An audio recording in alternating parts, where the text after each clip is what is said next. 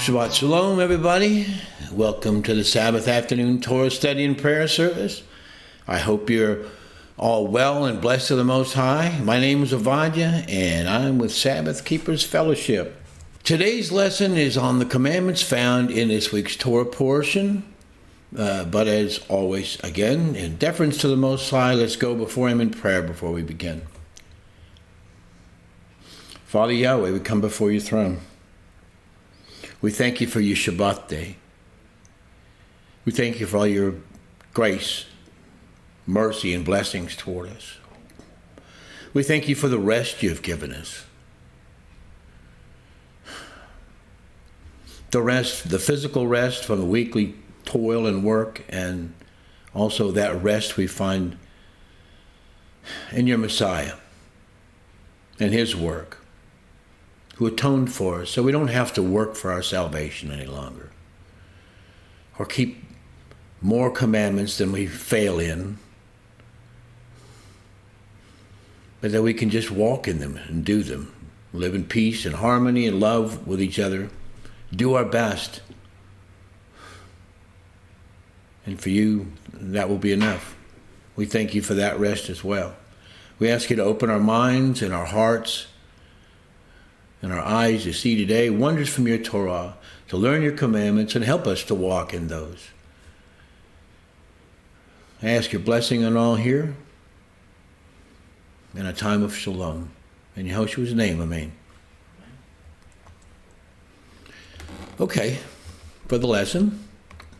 Baruch atah Yahweh Eloheinu melech haolam noten haTorah.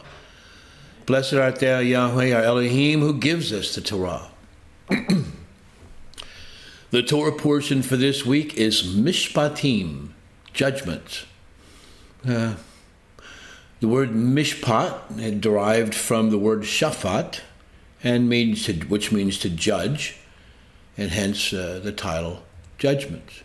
The title comes from the first significant word in the Torah portion, which is from Shemot 21:1 through 24:18, and that first passage says, "These are the judgments which you are to set before them.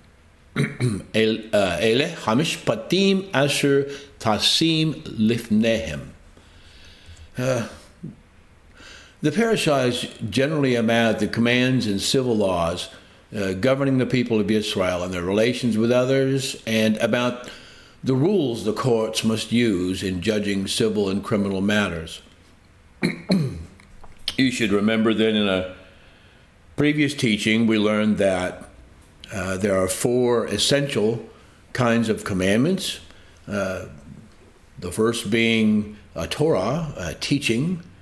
The second being a mitzvah, or commandment, an excellent deed, or simply a command.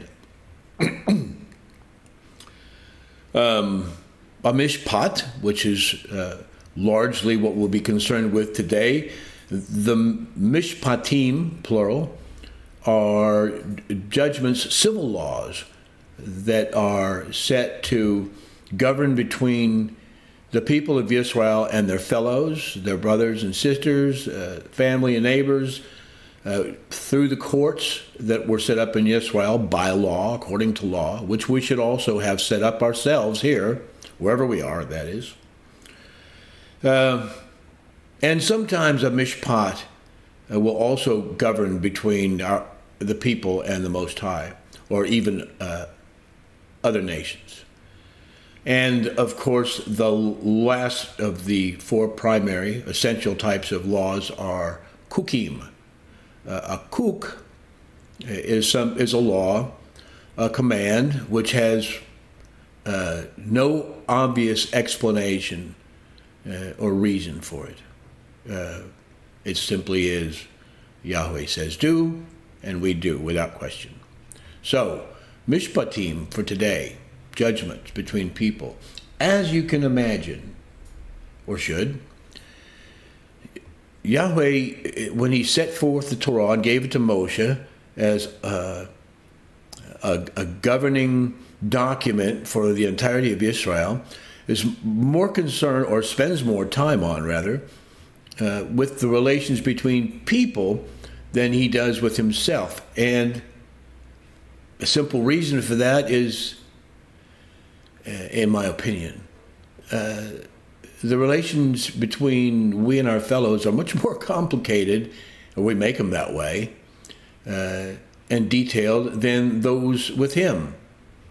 Our relationship with the Most High, and hence with his Son, are pretty straightforward and simple. But people are complicated, much more so than Yahweh, as far as how they deal with others. We tend not to be so straightforward, and we need governance and laws. Now, as you know, there are 613 commandments as enumerated by the Rambam, Moshe ben Maimon, and most Orthodox Jewish scholars. Other people call that number somewhat less. Those are usually people who aren't very schooled in the commandments, because in truth, and as you've been learning, there are a whole lot more than just 613. Mainstream Judaism and the Rambam don't generally consider everything, in fact, they don't consider everything that the Most High commands to be one of the counted commandments. That doesn't mean they don't observe them. It means they don't count them in their list, and we're going through every one. This parashah, Torah portion, is generally about the commandments and civil laws governing the people of Israel in their relations with others, and it will be a bit complex. There are, fasten your seatbelt and put your thinking caps on, because this is going to have to roll pretty quickly today. And I'm wasting time talking to you now, I guess, about other things. But we have a whopping 73 commandments to go through today. 52 of those are found in our parashah according to the Rambam in Orthodox Judaism, and according to most scholars who uphold the traditional 613. And an additional, I believe it's 21 that, according to our count. So, without further ado, let's get started. And warning, because there are so many commands, and they're going to have to go in such rapid fire, you need to pay attention closely. I'm going to try and be concise with the way I teach these. I don't want to just run roughshod over them. I want to give you some definition behind them so that you learn them and take them in and learn to keep them. But we will be going quickly, and I intend to take a short pause between the counted and the uncounted segments, just to get a sip of water and catch my breath, and so you can also catch yours. So here we go. The 52 counted commands by the Rambam in this Torah portion, in order of their appearance. Number 1, to purchase a Hebrew slave in accordance with the prescribed laws. I find this to be entirely interpretive as far as the Rambam's definition of it. And the reason for that is he uses the word Hebrew slave. Actually, the Hebrew word in that passage indicates a servant. Even though there's a very small distinction, apparently, in the Hebrew text, there is one nonetheless, and it would be a Hebrew servant. The scripture is from Shemoth, Exodus 21:2, and says, when you buy a Hebrew servant, he serves 6 years, and in the 7th year he goes out free for nothing.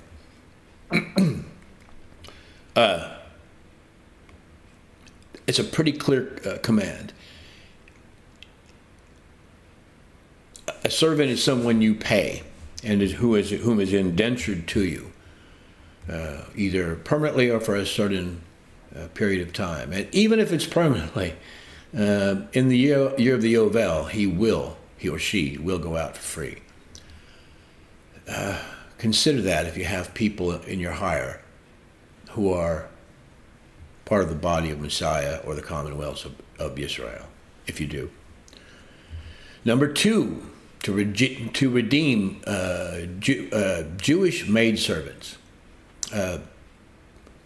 We'll say that that's not interpretive, because I'm sure you understand that when the Rambam says Jewish maidservants, we're talking about Hebrew maidservants or members of the people of Israel, tribes of Israel. In Shemot 21:8, it says, if she's displeasing in the eyes of her master, who has engaged her to himself, betrothed, then he shall let her be ransomed. He shall have no authority to sell her to a foreign people because of him deceiving her. He can't. It's the same as with a male servant, in that they're treated differently than people from the other nations or outside our faith. It doesn't give any further explanation other than if she's displeasing in his eyes, and he's betrothed himself to her. The deception comes where obviously he made some commitment, and now he's intending to break it. A betrothal is a commitment, and if he does so, he has to just let her go or be ransomed, a price paid, not to sell her to someone else, but to let her be freed. Number 3, to betroth the Jewish maidservant or Hebrew maidservant. If she, just the same verse, if he's displeasing in the eyes of her master, who's engaged her to himself, then he shall let her be ransomed. He shall have no authority to sell her to a foreign people because of him deceiving her. It is a betrothal. It's a promise of marriage. Now, Hebrew marriages came in several stages. The essential ones were the betrothal process. There was a choosing. Then there was a betrothal process where the commitments were made, the promises, and all the plans. A ketuvah was signed between them, a contract of marriage. And for all intents and purposes, a Hebrew couple at the time was married, with the exception of consummation. The groom would leave, go prepare a place, and she would prepare herself and get herself ready for the rest of her life. And then he would come for her, or he would have her brought to him. And there would be a great wedding party, which involved the consummation, and they began their life together, and it was final. That was marriage. So betrothal and marriage are the 2 major stages. In any case, this command is about, the Rambam says that he's insisting that part of that commandment is the betrothal process. Number 4, the master must not sell his maidservant. The same commandment again. He's not allowed to sell her. He has to let her be redeemed and go free. Number 5, not to withhold food, clothing, and sexual relations from your wife. Fellas, this is a commandment. Shemot 21:10 says, if he takes another wife, her food, the first wife, her covering, and her marriage rights are not to be diminished. In other words, nothing that she's accustomed to having is to be diminished at all. That broaches the subject of, multiple wives. The patriarchs had them. There's no command in the Torah that prohibits this. However, before you even think about it, bear in mind the feelings of your current wife. If she's not interested in such an arrangement, it's not going to make for a nice life for you, regardless of what you might think. Also, the laws, at least in this country, in America, United States, prohibit this. And so you would be breaking secular law. There is no command to have a second wife. So it's completely optional as far as the Torah goes, which means you don't have to do it. And therefore, since there is a law in this country, at least, and if you're somewhere else, I don't know, you'll have to check your local laws, you're prohibited from doing it by the law of the land.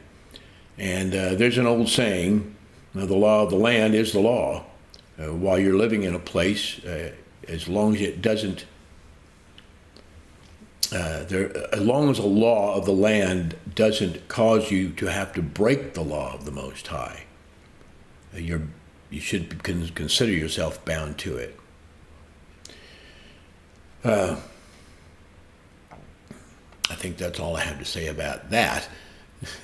But in any case, if you have a second wife, you are bound to not diminish in any way the lifestyle or provisions for the first, as is only right. Number 6, not to strike your father or mother. That one's pretty straightforward. Shabbath 21:15 says, "And he who strikes his father or his mother shall certainly be put to death."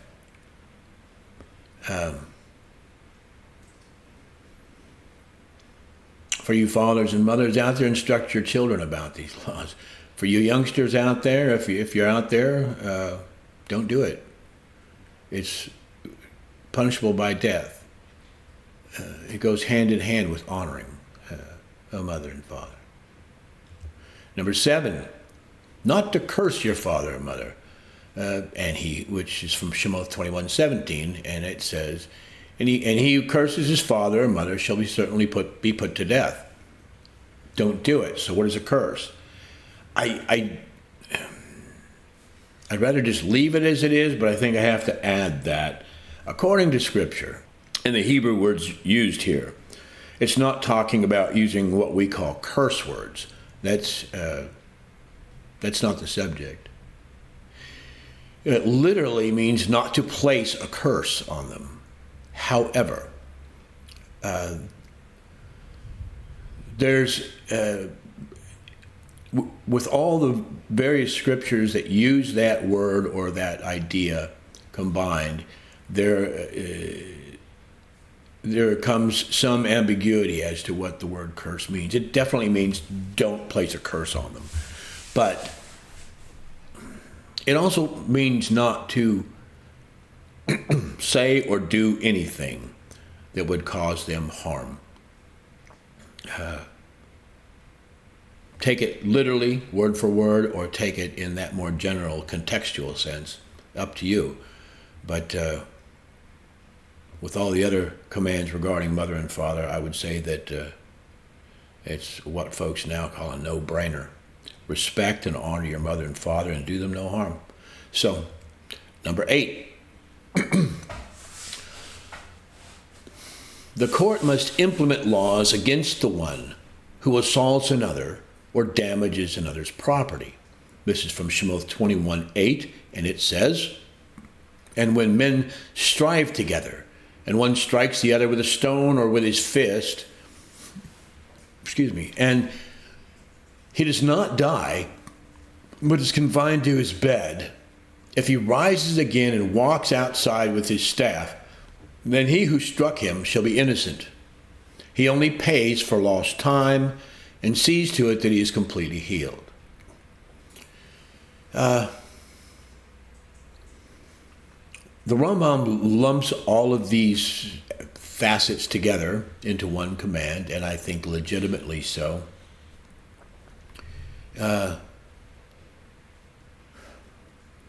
In life, often, all too often, men strive together, and sometimes that becomes physical. Pardon me, but men will be men.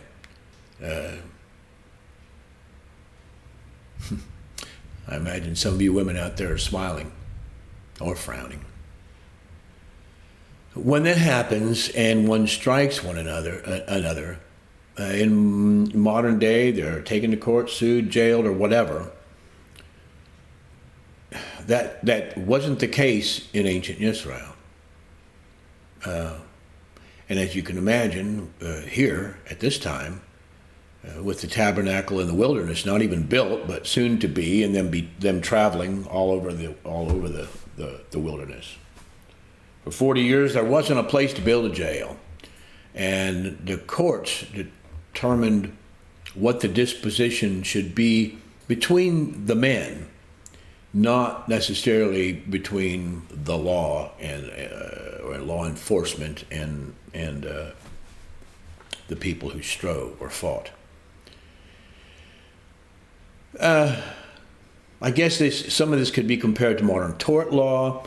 He pays only for his lost time and sees to it that he's completely healed if he rises again and walks outside with his staff. If he dies, it's something entirely different. That becomes murder or manslaughter, depending on whether it was in self-defense or not, and it's for another Torah portion.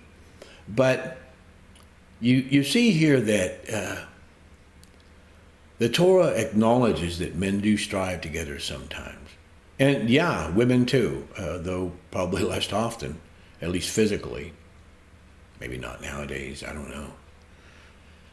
But here there had to be kind and personal treatment. It wasn't through a lawyer or an insurance company or by decree of a court, unless that became necessary.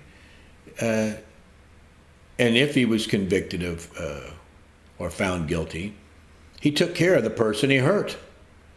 He paid for the man's lost time at his labor and made sure that he was completely healed. He didn't have somebody else do it, or if he did, he arranged it personally. But it was a personal matter. It was between members of a family or clan or the greater people of Israel, but nevertheless between people, not between other entities. So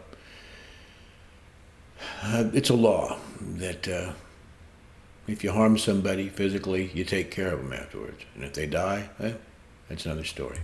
Number 9, the courts must carry out the death penalty of the sword. I find this to be interpretive, although accurate in some, I guess. Shabbath 21:20 says, "And when a man strikes his male or female servant with a rod so that he dies under his hand, he shall certainly be punished. But if he remains alive a day or two, he's not punished, for he is his property." Property. That has a terrible and primitive sound to us that it evokes thoughts of slavery and other things. Well, that was a reality in those days. In fact, that's how the world was operated in those days. Everywhere. Being a slave under a Hebrew was probably the best fate that someone who was displaced or captured could be, because the other nations didn't have laws to protect their slaves. They were wholly at the whim and at the mercy of whoever owned them. The Hebrew nation was known for having its great body of laws that the Most High gave them. Other nations were not known for that, and it was one of the things that the people of Israel took pride in and were grateful for.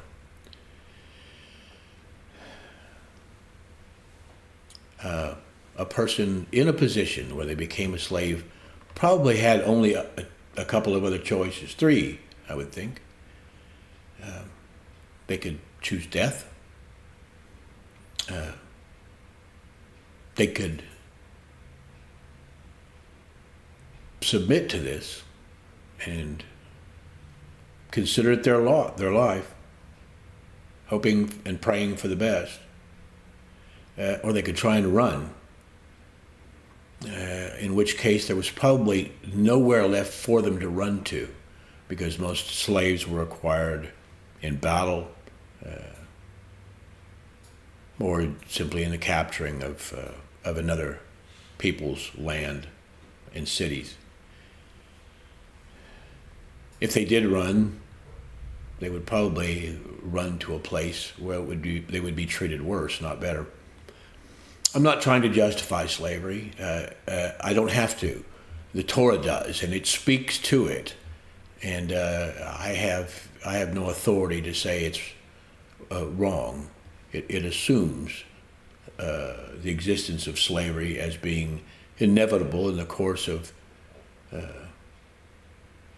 humanity, and so there it is. We here living in the Western world find it to be abhorrent. There are still people in other lands who consider it the norm, whether we hear about all this or not. In any case,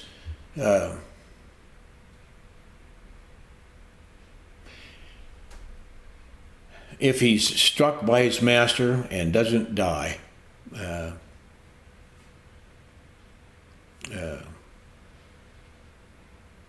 then the master is not liable for punishment. Number 10, not to benefit from a beast condemned to be stoned. Shabbath 21:28 says, "And when an ox gores a man or a woman to death, then the ox shall certainly be stoned, and its flesh is not eaten, and the owner of the ox is innocent." This is in the case of an accidental goring. I mean, one that the owner didn't know it was going to happen and had no reason to expect that ox to gore, as it had not done so, at least not regularly, in the past. However, when that happened, the ox was to be killed, and no benefit was to be derived from it, according to the Rambam and all other scholars.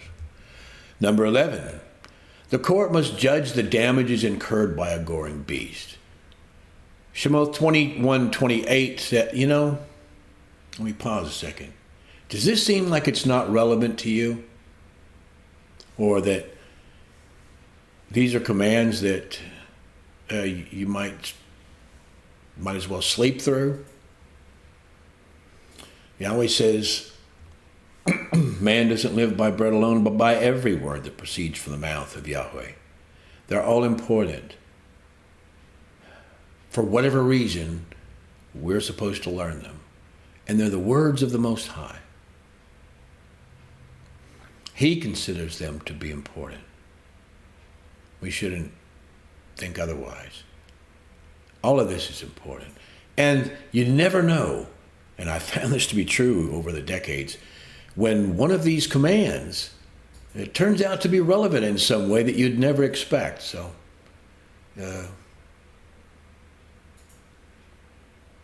let's all of us consider them of most importance. And you don't know, none of us knows, the reward of a mitzvah or the reward of a commandment, what it's worth, how important it is. We're only given that information about a couple of them.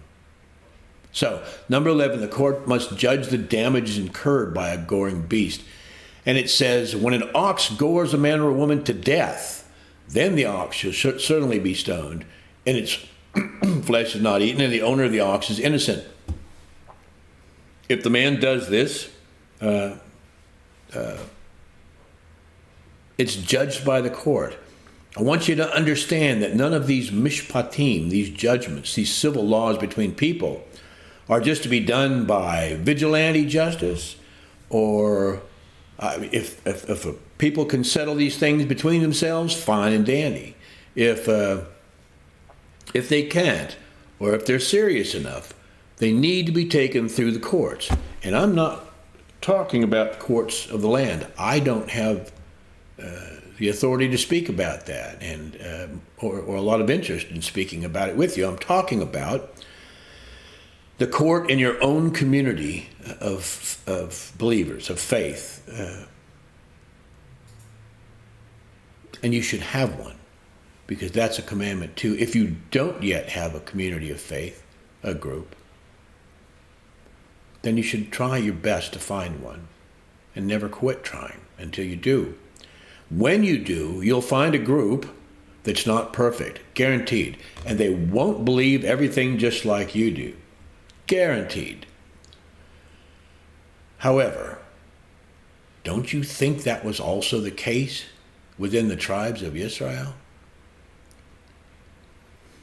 The important thing was not what I want or think best, but the people of Yahweh, combined and collectively. And I guarantee it's going to be like that in the kingdom. Best to get used to it now. Start to love your brother, your neighbor, as yourself. Learn to submit to the elders of a community. I don't mean in ways that would cause you to sin. You should refrain from that. But we have, and I say this often, we have so much in common, so much more than we have that separates us. You can exist within a community.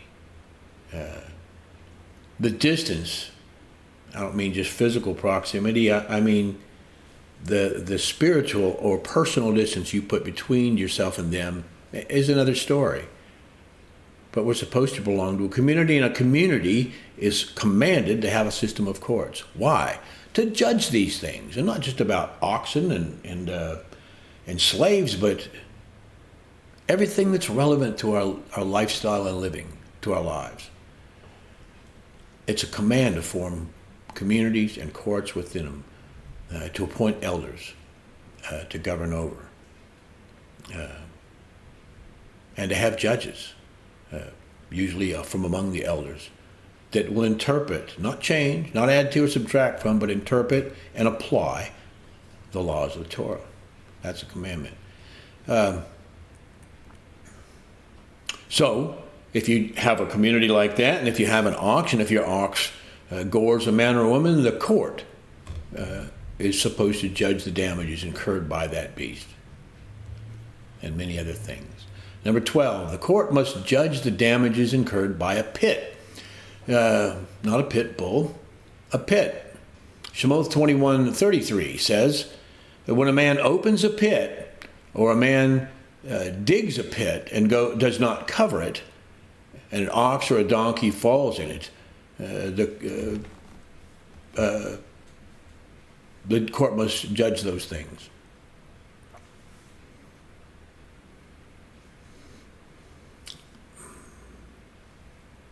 Taken in a larger sense, don't leave dangers to other people within your gates. I could extend this and say it spiritually. Don't leave spiritual dangers or pits in people and before people. Make sure that, okay, here it is in a nutshell. The essence of this commandment, yes, is that the court should judge these damages and apply the law. But the spiritual essence of this thing is love your neighbor as yourself. It's not about you. It's not about me. It's about us. And it's about loving one another. The Torah in its entirety is a story of love. The commandments are for the purpose of teaching us, every one of these commandments, for the purpose of teaching us how to love one another. That is their function. Not to limit and restrict you or to be a burden, and not to get you salvation. You're already saved. You don't need the law for that.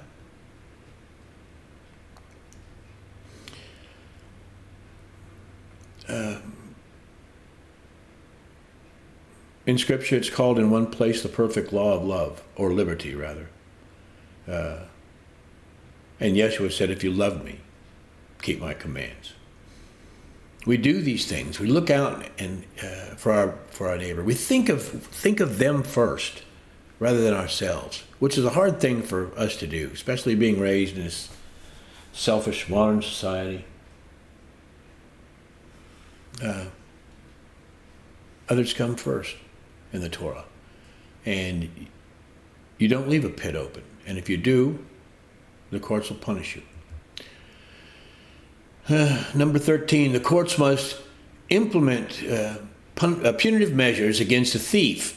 Shemot 22:1 says, when a man steals an ox or a sheep and shall slaughter or sacrifice or sell it, he repays 5 cattle for an ox and 4 sheep for a sheep.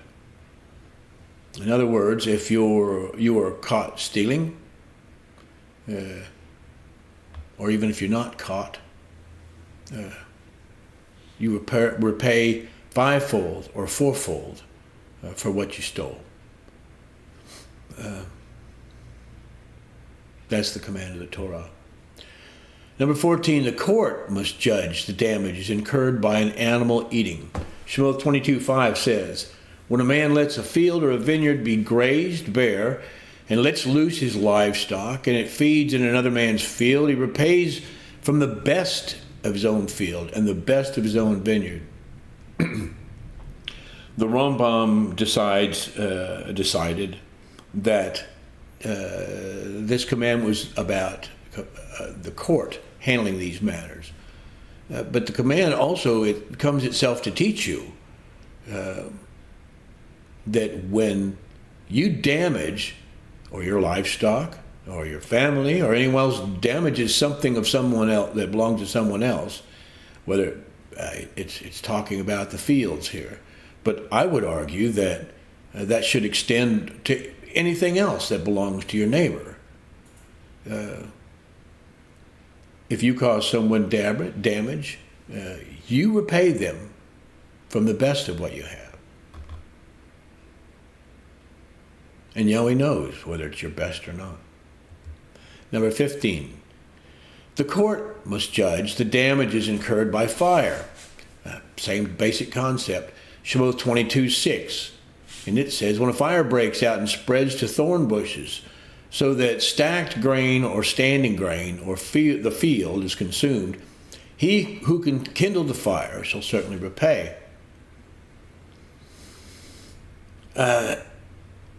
It's pretty specific. It says, spreads to thorn bushes so that stacked grain or standing grain or the field is consumed.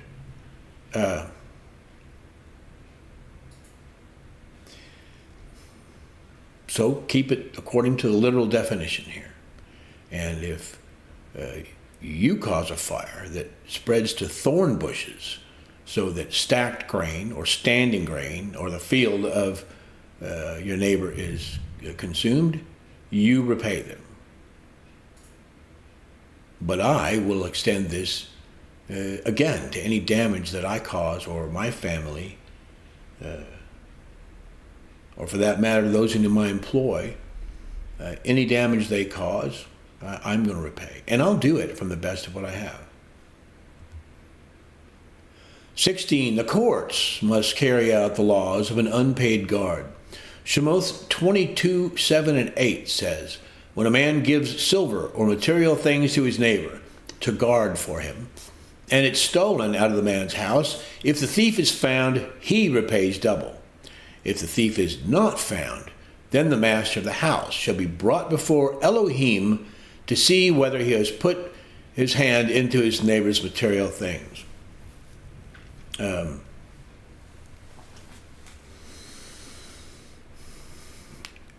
If someone puts a thing into your trust, and someone else unlawfully or violently or through deception takes it or damages it,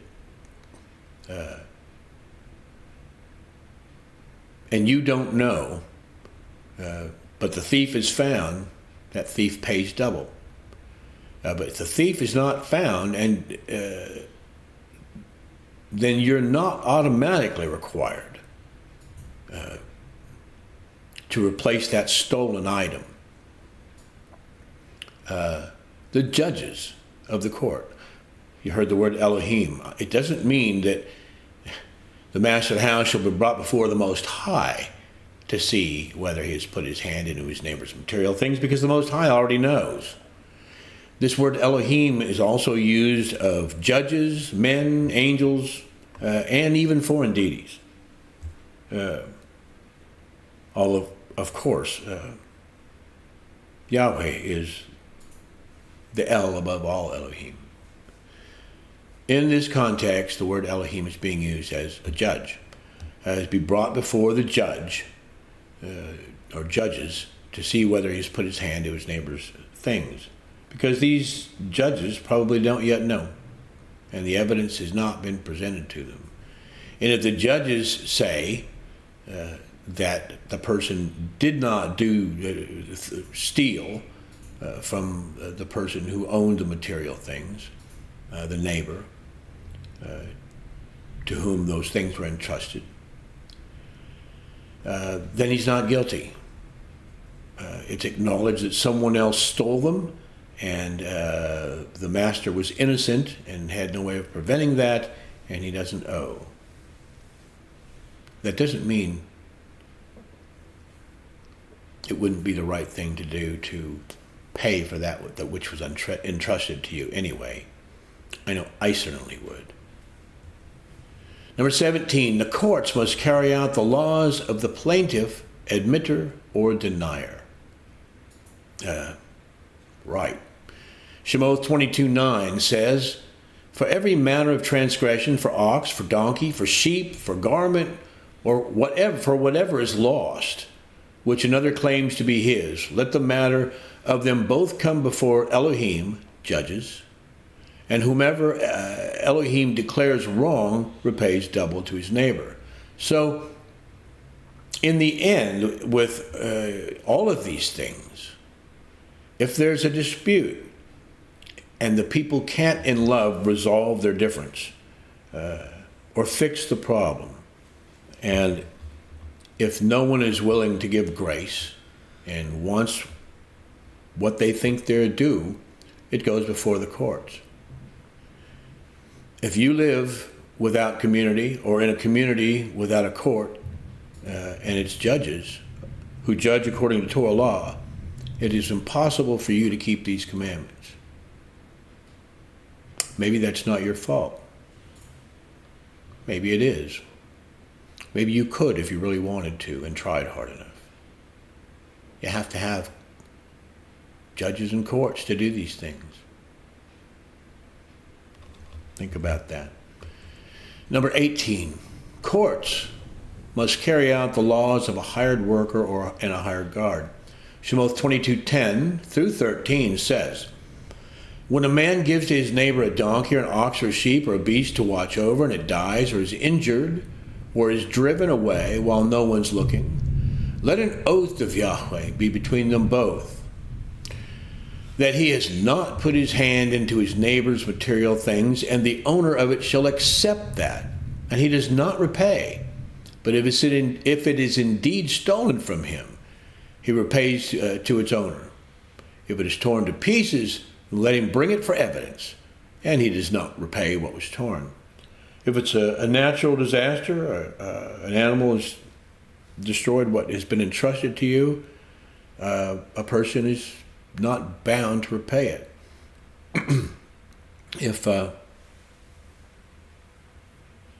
Although there's nothing that says in the commandment that says you can't, if you so choose.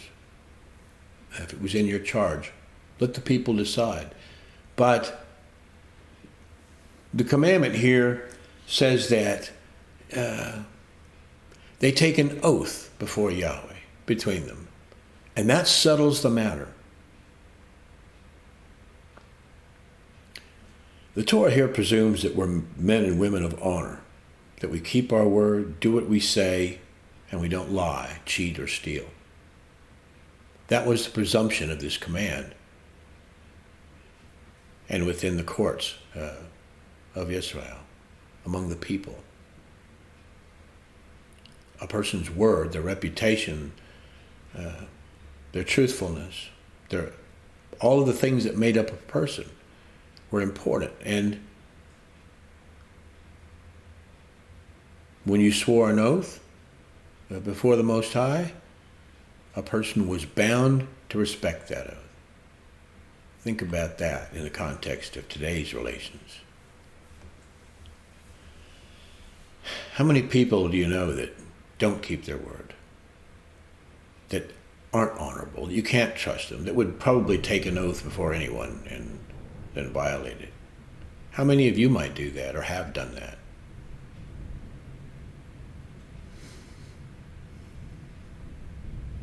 It seems, it appears, that people in ancient times were more honorable as a general rule, at least within the people of Israel, Yahweh's people, than we are today. 19. The courts must carry out the laws of a borrower. Shemot 22:14 through 16 says, "And when a man borrows from his neighbor and is injured or dies while the owner of it is not present, he shall certainly repay. But if its owner was with it and he does not repay, if it was hired, he's entitled to the hire. And when a man entices a maiden who is not engaged to him and lies with her, he shall certainly pay the bride price for her to be his wife." The Rambam lumps all this into one command. I'm not going to say it was improper.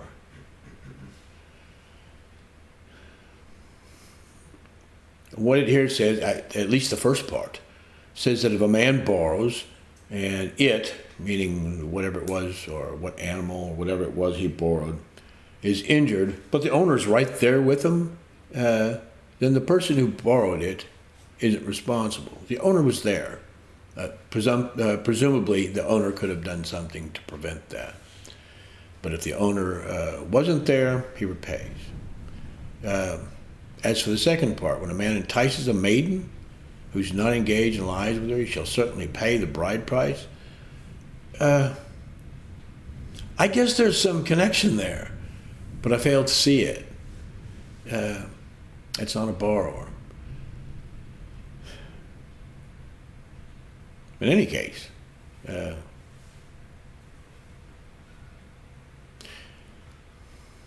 that part of the command does say something. It says once a man lies with a woman, there's a bond between them and a responsibility. In any case, borrowing from a neighbor.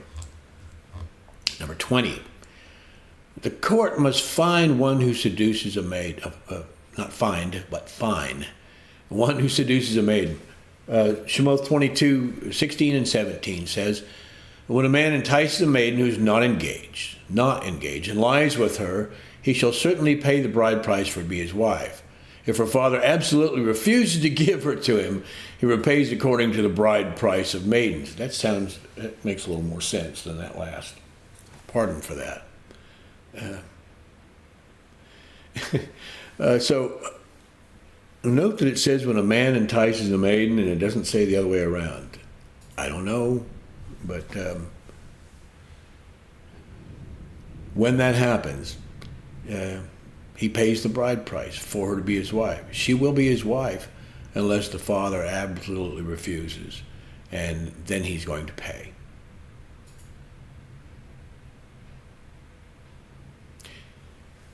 What it says is that hit and run sexuality nowadays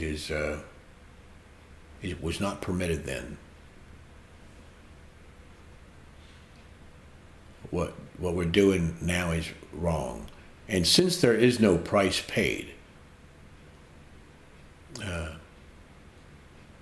well, you can expect poor results from it.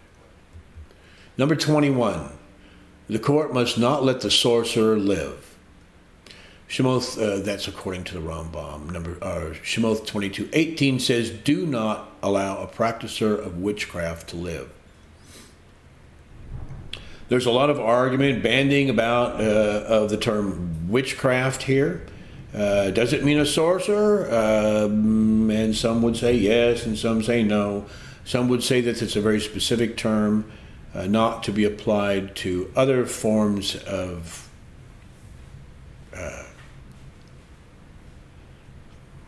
humanism, sorcery, spiritual manipulation. I would say that it's a general term. The practicer of sorcery is not permitted to live. 22, not to cheat a sincere convert monetarily. The command says, from Shemot 22:21, do not tread down a sojourner or oppress him, for you were sojourners in the land of Mitzrayim. So it's the Rambam and normative Judaism have determined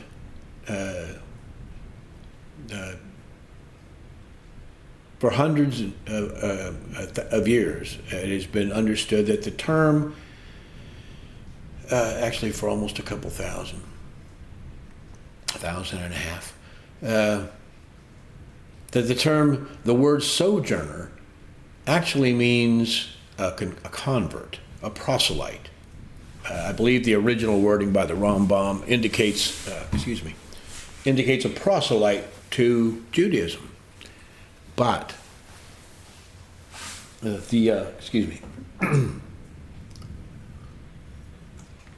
that's not what the word translates, and it's not what the command says. It says a sojourner, and a sojourner is a person who dwells within your people, lives in compliance with your laws, although doesn't necessarily convert or become a member of your faith or a follower of your deity. They live with you, sometimes permanently, sometimes temporarily. They're from an outside nation, not born into your faith or attached to it in any way, and they respect and keep the laws, your laws, the laws of the Most High. That's what a sojourner, a ger, is.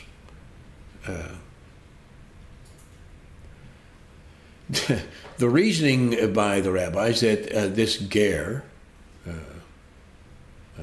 sojourner, should be translated sincere convert falls apart right here in this verse when you look at it holistically. It says, don't tread down a sojourner or oppress him, for you were sojourners in the land of Mitzrayim. I don't think that any authority would agree that the people of Yisrael were proselytes to the religions of Mitzrayim while they were there. I don't think they were proselytes there.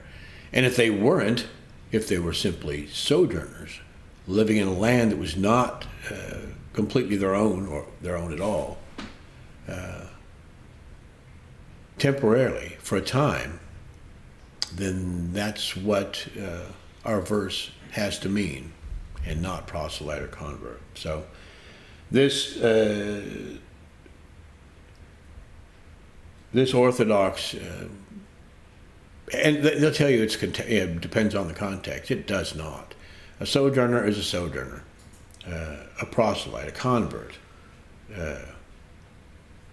Well, to my knowledge, there is no such term in Hebrew, at least not a specific or explicit one. In any case, the Rambam also says that we shouldn't cheat them monetarily. Presumably, we are free to monetarily cheat people who aren't converts. I don't know. Not. It says, don't tread down a sojourner or oppress him. That would be monetarily or otherwise. And it's speaking of anyone who dwells with or among you.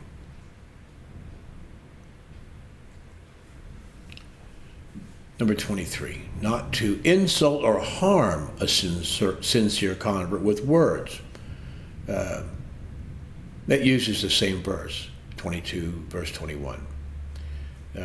Again, we're not to oppress in any way those people who dwell with us in peace and live in such a way that doesn't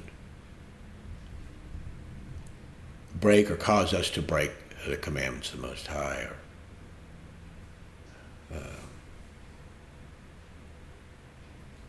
anyone in those shoes. Number 24, not to oppress the weak. That's the interpretation by the Rambam. The Shemot 22:22 says, do not afflict any widow or fatherless child. I would say that his version is interpretive. It doesn't say the weak. It says specifically any widow or fatherless child. However,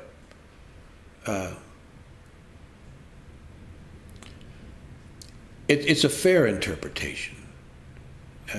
Those widows and fatherless, the orphans, were the weakest people in society, having no support,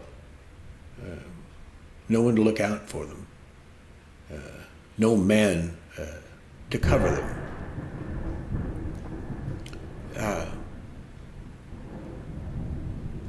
And so, by extension, I would say the weak is a fair interpretation. But it does also beg the question, you walk through a crowd, or you go to a place, and someone says a harsh thing to you, or there's someone you encounter that you don't care for, or for whatever other reason you oppress someone in any way. Do you know for sure that that person is not a widow or an orphan? How do you tell? Because of that, I would say that this interpretation of the weak, or anyone for that matter, is fair. That interpretation is fair. You don't know. And I'm certain you all have read what the Most High thinks of the widow and the orphan, and how he defends them and looks after them, and how he punishes those who oppress them. Yeah. So, don't do it. Number 25, lend to the poor and destitute. Shemot 22:25 says, if you do lend silver to any of my people, the poor among you, you are not to be like the one who lends on interest to him. Do not lay interest on him.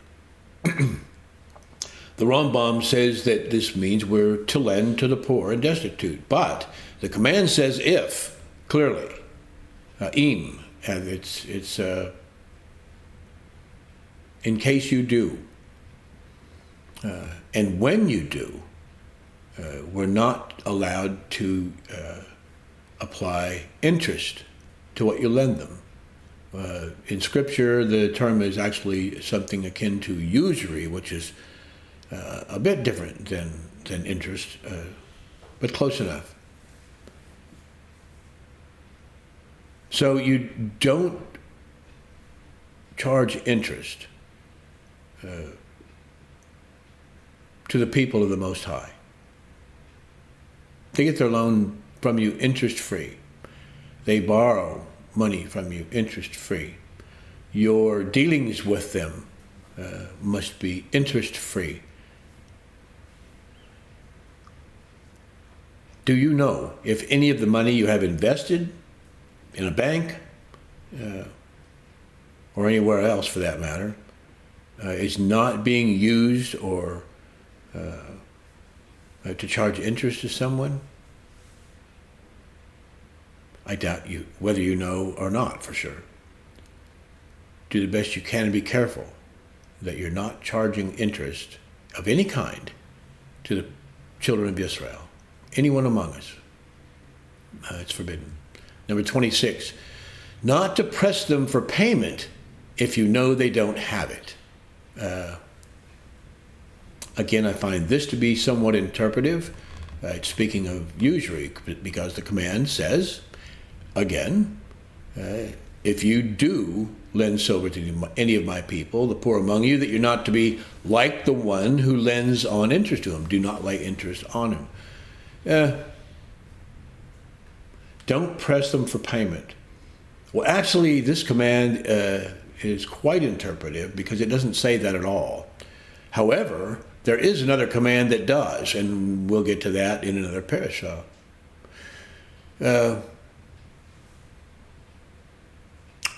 But the interpretation that not to press them if you know they don't have it is fair if you understand this interest to be maybe some compulsory punishment for that person not paying on time, maybe a late fee, maybe some other kind of pressure. In any case, don't lay interest on them in any way. Number 27, not to intermediate in an interest loan, guarantees, witness, or write the promissory note under the same conditions as the previous command. Shemot 22:5, the same one. If you do lend silver to any of my people, don't lay interest on them. It doesn't say all these things that the Rambam says here in the Torah command, but I do believe they are implied. Don't get involved in any loan, guarantee, witness, or write a promissory note among the people of Israel. It's not wise to do that because you don't know. And especially if it's obvious that there's interest being charged, that's forbidden. Not to be involved in it in any way, but be careful about the dealings that you do, and investigate them thoroughly to make sure they're not violating these laws. And don't lay interest on your brother and sister. Number 28, the Rambam says that this command means not to blaspheme. Blasphemy is really a fairly specific term, although people use it in very non-specific ways. They apply it seemingly however they want. The commandment says in Shemot 22:28, do not revile an Elohim nor curse a ruler of your people.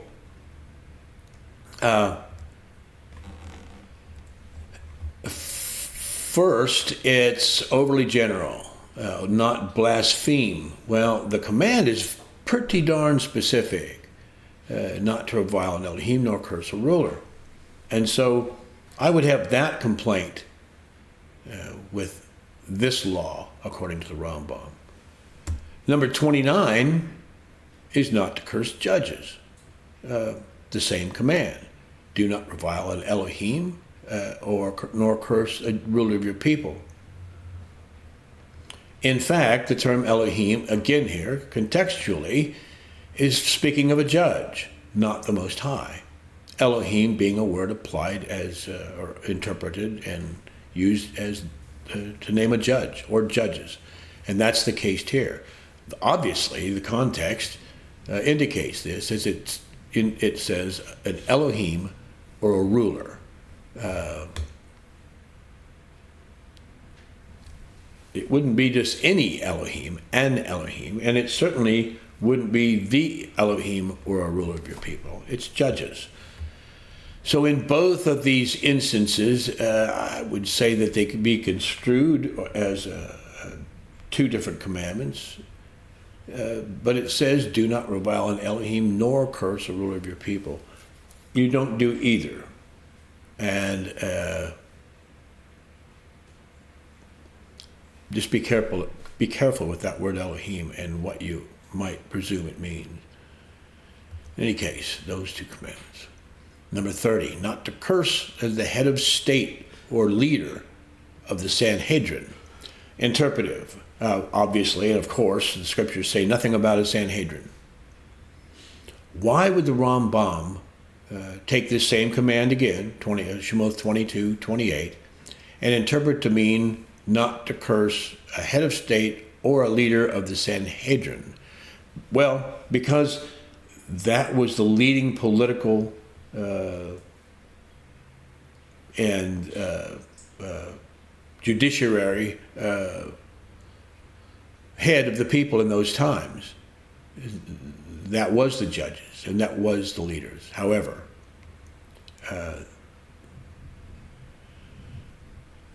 While a Sanhedrin can be a legitimate and authoritative body of judges and rulers, according to Scripture, it should be comprised solely of the Kohanim, the sons of Aaron, Aharon. And the Sanhedrin in Yeshua's day and in the times that the Rambam lived, the Batei Din, the courts, Jewish courts of those times, were not necessarily or even primarily made up of Kohanim, of the sons of Aharon. Forgive me, but there is no command in Scripture and no authority for the rabbis to be leading the nation of Israel, nor operating its courts. There's no scriptural precedent for that.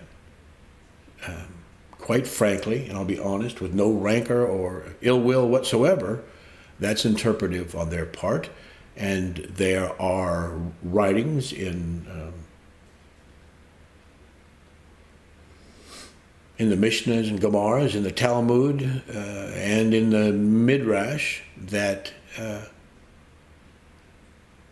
say that this authority has now been given over to the rabbis. It's not in Scripture, and I don't agree with that. They're not my authority, they're not my teacher, they're not my judge, and they're not my leader, unless the Most High says so, and I have seen nowhere that He's done that. I'm not trying to be divisive, and I'm certainly not condemning them. This is their belief. They believe that the Talmud is inspired, for the most part, and that's okay for them. That's what they believe. I'm leaving them alone with that. That's their faith choice. It's not mine, nor my house. Yeshua said, one is your teacher. And He said, you're all brothers. We're not bound, not lawfully, not scripturally, not morally, and not even historically bound to the judgments and the teachings, the Talmudic and traditional laws of mainstream Judaism. That does not mean you can't learn from these books and these people. You most certainly can. I have. But know the difference. When it says not to curse the head of state or leader of the Sanhedrin, well, that's probably a great idea. It's certainly a commandment not to curse a ruler of your people, nor revile an Elohim. Don't do that. And do you? How often do we talk about our leaders? It doesn't just have to be the leaders of the people of Israel. It says of your people. We still live in this land. And why should we curse the head of state of another land anyway? Why curse anyone? But words of peace and love and charity, towards all, whenever possible.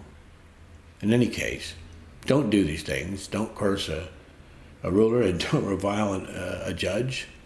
And I would include leave the head of state and the leader of the Sanhedrin with that. Don't curse anyone, but specifically don't curse those entities.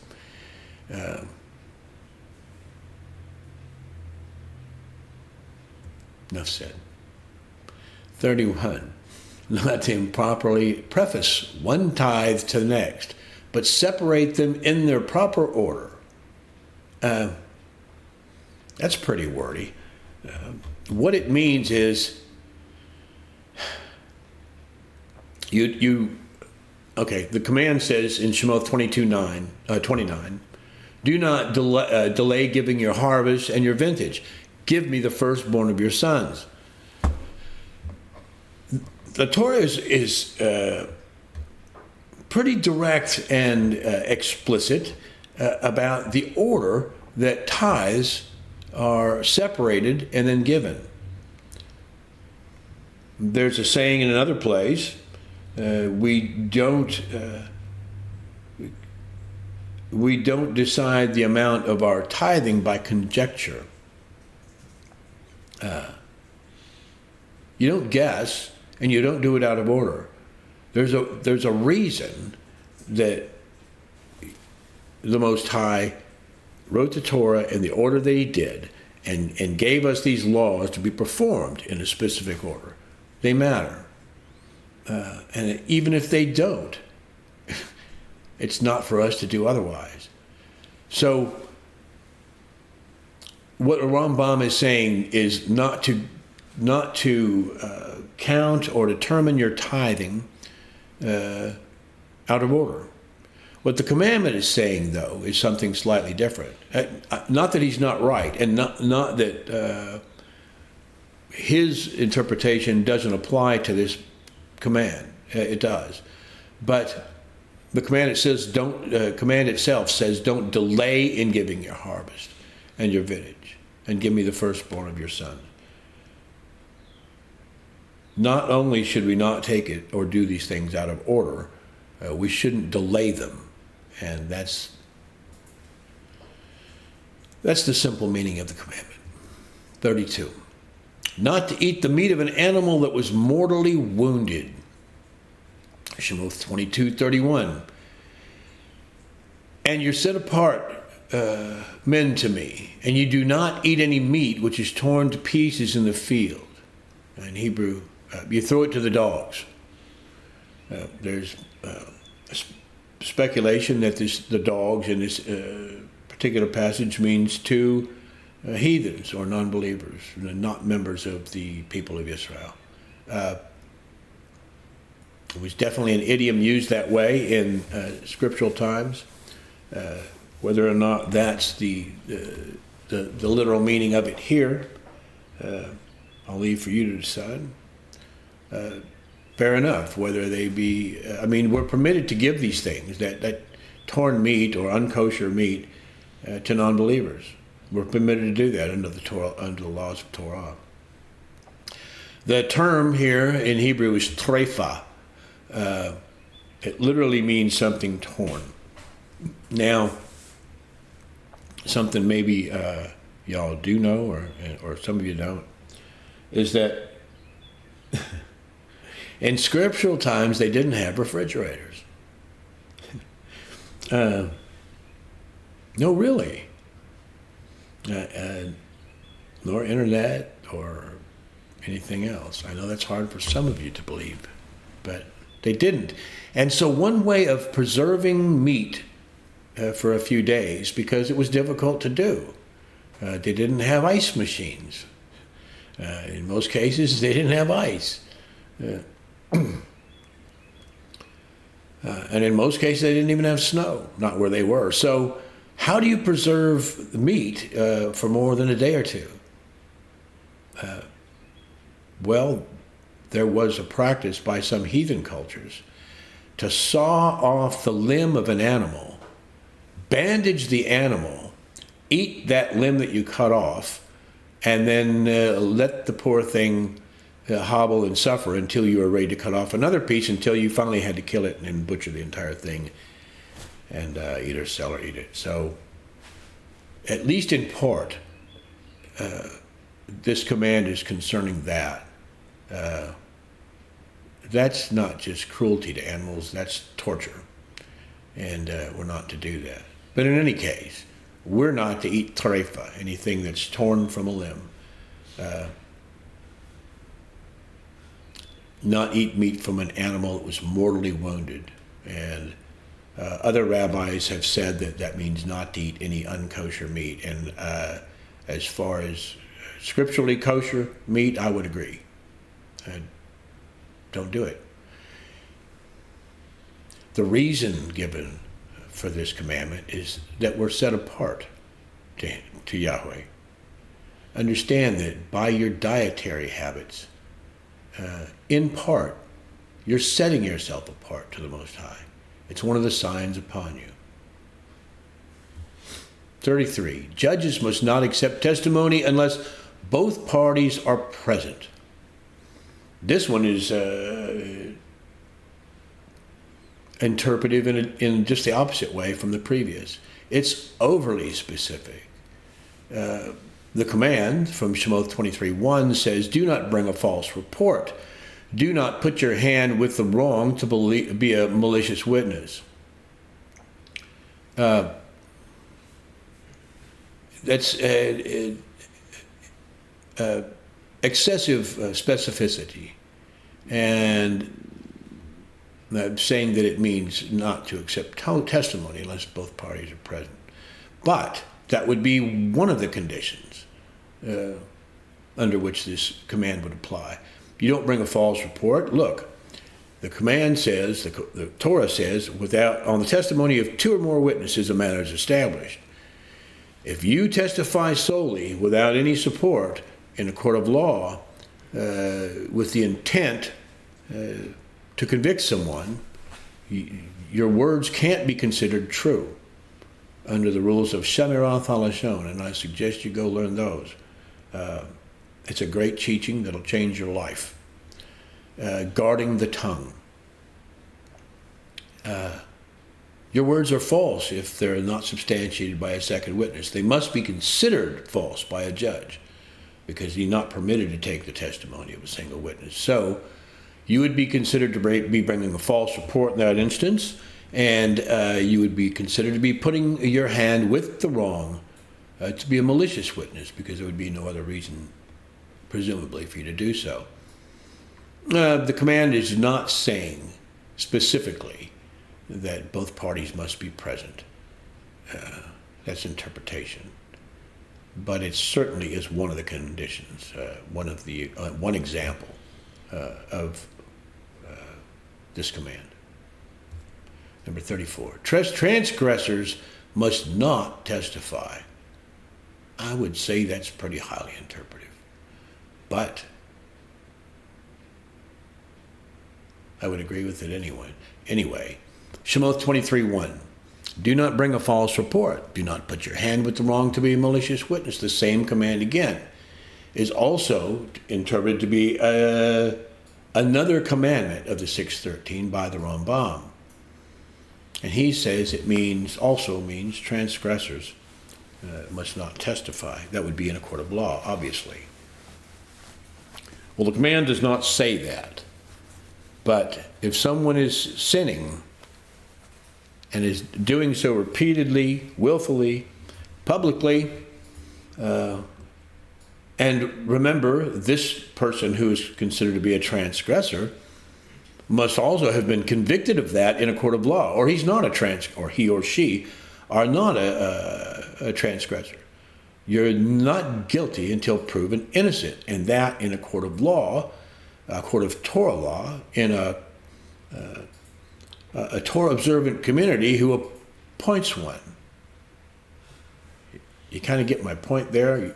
It's not going to be easy for you to apply any of these laws, and you shouldn't, to anyone, unless you're first Torah-observant enough and live in a community that has a system of courts in order to convict someone because they're not guilty, no matter what you might want to say or what you do say, until they're proven guilty. That's Torah law. So, seeing it in that light, transgressors, that is, convicted transgressors, shouldn't be testifying in a court of law, and anything they say has to be questionable because they've been convicted of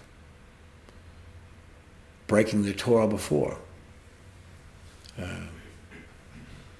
There's one place where it actually says in the Torah that a witness should be a dependable witness, or one with a reputation. And so obviously a transgressor would not be that.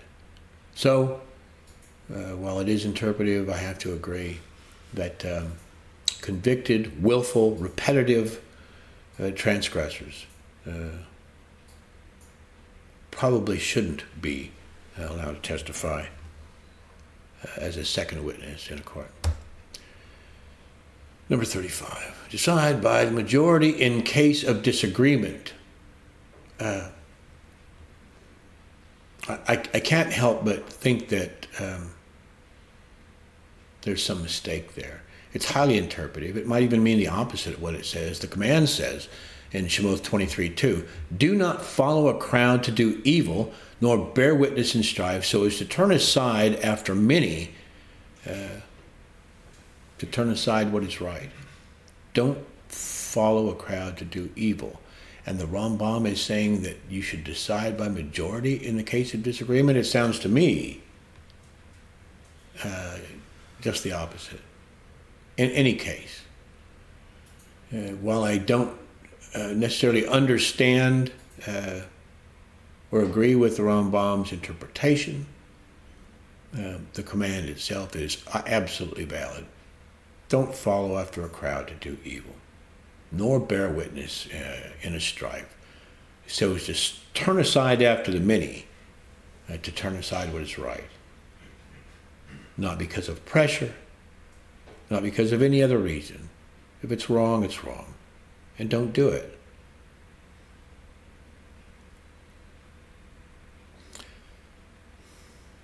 We'll leave it at that. 36. In capital cases, the court must not execute through a majority of one. At least a majority of two is required. The command says, again, it uses the same commandment and counts this as another separate commandment of the 613, do not follow a crowd to do evil.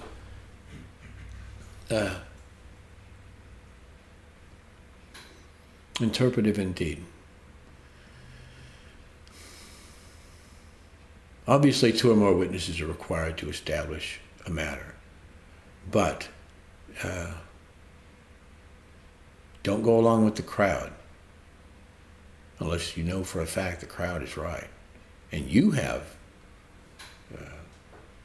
two or more witnesses, evidence, or first-hand witness yourself, which would be better to a thing that's someone's being charged with.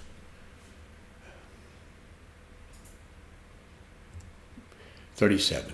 A judge who presented an acquittal plea must not present an argument for the conviction in a capital case. The command is, again, Shemot 23:2, which says, do not follow a crowd to do evil. Bear witness in a strife, so as to turn aside after many, to turn aside what is right. What the Rambam is saying here is this also applies to judges. In fact, all of it applies to judges as well as other people, most especially them. If you've presented an acquittal plea or any plea, you don't then present a contradicting argument for conviction because of pressure or because of what the crowd or the many have decided. 38. Help another remove the load from a beast which can no longer carry it. Shemot 23:5 says, when you see the donkey of him who hates you lying under its burden, you shall refrain from leaving it to him, and you shall certainly help him. Note that, and this is absolutely a valid and well explained command. Help one another. Anyone remove the load from a beast which can no longer carry it. By extension, if you see someone in need of help and you can safely lend it and effectively lend it, whether you like the person or not, you're one of the people of Israel, a child of the Most High, the King.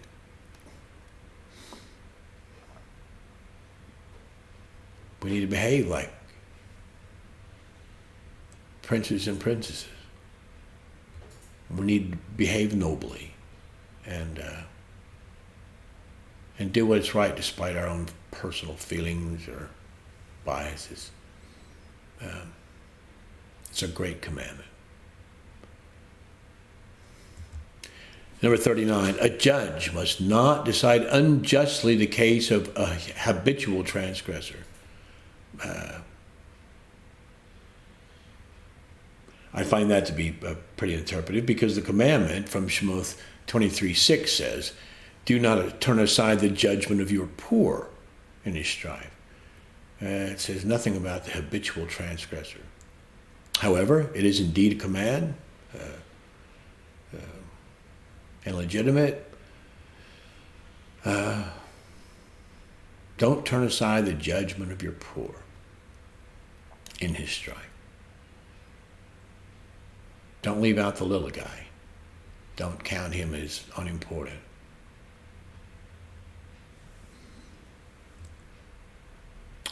Number 40, the court must not kill anybody on circumstantial evidence. This is, I find, is interpretive and overly specific again, but a legitimate command, which says in Shemot 23:7, keep yourself far from a false matter, and do not kill the innocent and the righteous, for I do not declare the wrong right. If it's wrong, it's wrong. Stay out of it. Don't kill the innocent and the righteous. Obviously, to carry out a death penalty, you have to have a judgment by a court. It's not for vigilante justice. It's not for us to take upon ourselves. The courts must make that determination based on the evidence. The Rambam says it can't be circumstantial only. I think he's a little overly specific there in his interpretation of the law, but I would say that certainly applies. Keep yourself far from false matter, and don't kill the innocent and the righteous, for I do not declare the wrong right. Do you know that evil speech, lashon hara, the evil tongue, saying anything hurtful about another person, is considered is a horrible sin, and that it is equated in Scripture and even by the disciples and the apostles of our Messiah and the Messiah himself. It's equated with murder. It's that serious. When you let loose your tongue, and Yaakov HaTzadik, James the righteous, the book of James, says that the tongue's of fire. He says no man can control it. If he could, he could control his entire body, all of his actions. So none of us get this exactly right, but we need to work on it so hard and be so mindful of it and learn so much about it, as much as we can about it, because there's a lot to learn. If you think you've learned the laws of Shemarath HaLashon, guarding the tongue, if you think you know what Lashon Hara is or how to control it, you're probably deceiving yourself. We here have been studying it for decades, literally, and we're still learning. It's equated with murder in Scripture. And you can kill a person with words, or destroy their living, or destroy their marriage, or their friends, or their other family relations, their whatever. Even get them killed. Don't do it. Keep yourself far from a false matter. And don't kill the innocent and the righteous, for I do not declare the wrong right. If you're speaking evil of someone, you're doing wrong. Well, again, on the testimony of two witnesses in a court, someone is convicted of something, and not by you or I, in our own wisdom. So, number 41, judges must not accept bribes. Shemot 23:8, and do not take a bribe, for a bribe blinds the seeing one and twists the words of the righteous. Absolutely. Number 42, to leave free all produce which grew in that year. I think that interpretation is a bit overly specific. The commandment says, Shemot 23:11, but the seventh year, and we're talking about the Shemitah year, you are to let it rest and leave it, and the poor of your people shall eat, and what they leave, the beasts of the field eat. Do the same with your vineyard and your olive yard.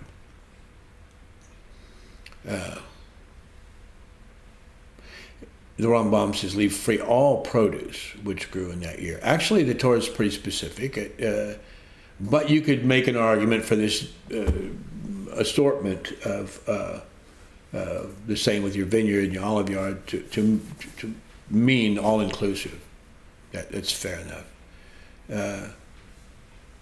The point of the command, though, is to tell us to leave it, let it rest. Let the land rest.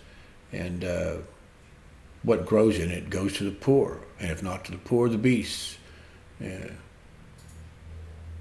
you too can eat out of it, but you can't cultivate it. You can't plant it, you can't sow or reap. No harvesting. No storing. You do the same as they. In the Shemitah year, the seventh year land Sabbath. Number 43, to rest on the seventh day. Shemot 23:12 says, 6 days you're to do your work, and on the seventh day you rest, in order that you and your donkey might rest, and the son of your female servant, and the sojourner be refreshed. That's a fair interpretation of the command. However, I would point out that the very first words of it are not about resting. The first words of it are 6 days you're to do your work. And on the seventh day you rest. This command is as much about working 6 days as it is resting on the seventh. And for those out there you've heard say, every day I keep the Sabbath. I set them all apart. Really? Well, setting apart means to make something separate, special, distinct. And obviously, this is saying 6 days you work, and setting the seventh day apart as different, distinct, is part of the command. I'd say that the reasoning that you set every day apart, is false. Great, pray every day. Worship the Most High every day. Do every day do your best to be his child. But I would submit to you that includes working on 6 days as well, and then not doing so on the seventh. 44, not to turn a city to idolatry. Somewhat interpretive. Shemot 23:13 says, and in all that I have said to you, take heed, and make no mention of the name of other mighty ones. Let it not be heard from your mouth, or not be found in your mouth. I don't really understand what that has to do with turning a city to idolatry, according to the Rambam. But I do know,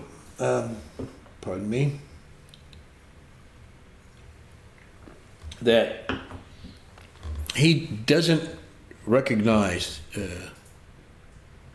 as most of us do, that we should speak the name of the Most High, and that we should not speak the names of other deities, false deities, of course, audibly. They should not be found in our mouths.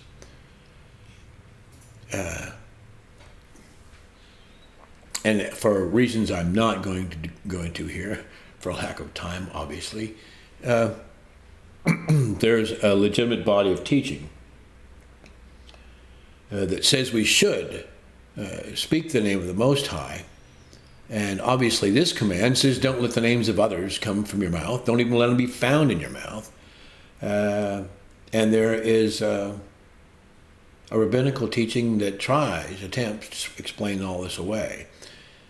We have documents, some papers in our Sabbath Keepers Fellowship website library that you're free to read on that subject, and you can learn more about.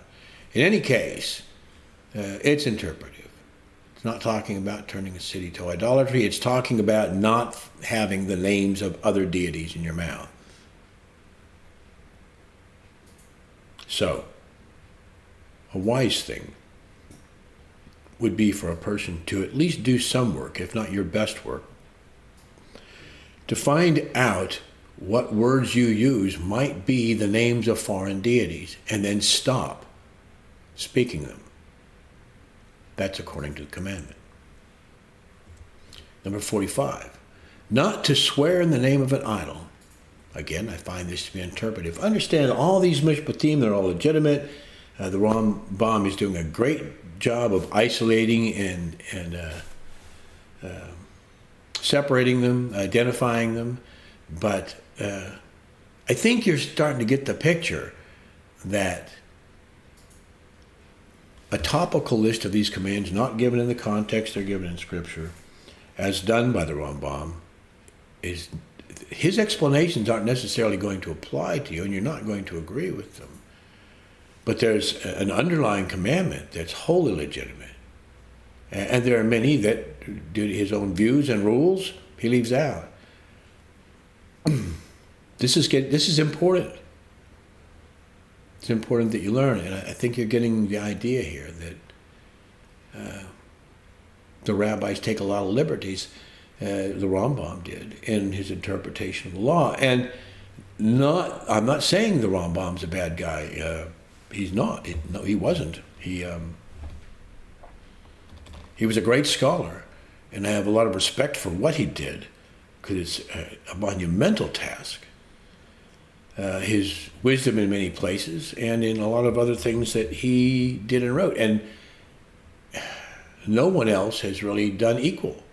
But his teachings and his interpretation of these commandments all are viewed through the lens of the Talmud, the Mishnahs, the Gemaras, the Midrash, all of the Jewish writings. And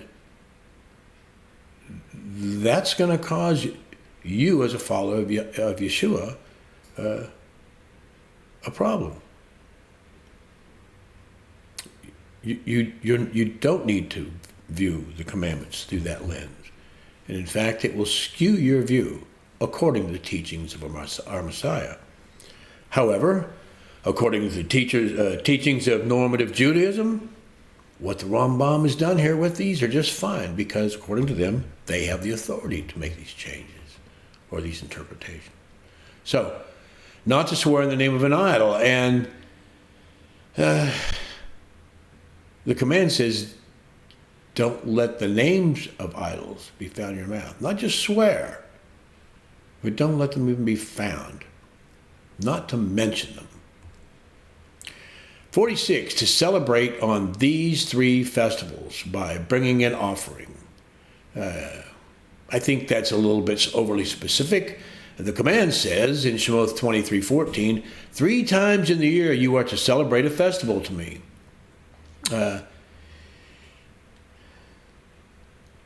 I think just the idea of it means by bringing an offering is overly specific.